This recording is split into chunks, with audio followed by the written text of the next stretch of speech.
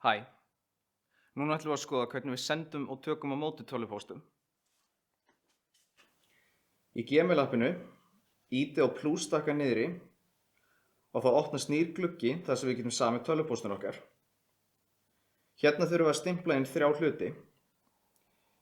Í reitnum sem er merkt upp til stimplum við netfangi hjá þeim sem á að fá tölvupóstinn og þið getið sett fleiri en 1 netfang inn í einum.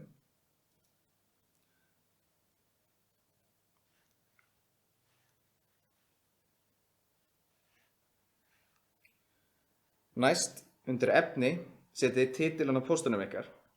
Titillinn er sýnilegur í innhólfinu áður en þú opnar póstinn og því er gagnlegt að setja einhvern stuttan titil sem er mjög lýsandi fyrir innihald póstsins.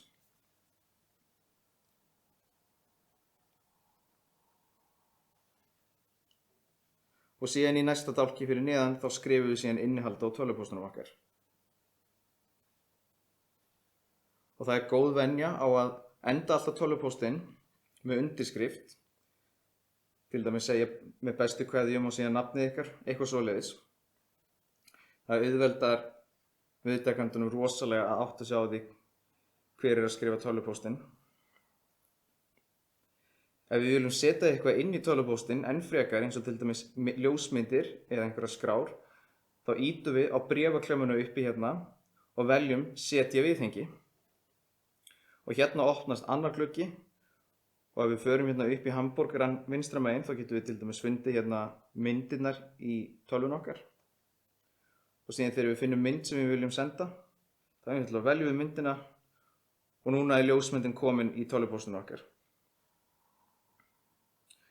Þannig að núna þegar við erum ánægð með tölvupóstinn okkar, búin að setja inn alla þá sem eiga að fá póstinn og setja inn allt innihaldið, að þá ýtum við á bláu öruna sem er að senda póstinn. Og núna ef þið viljið síðan skoða póstinn sem þið senduð, þá getið þið farið í möppunar ykkar og farið í send og hérna efst uppi sjáum við einmitt póstinn sem við sendum.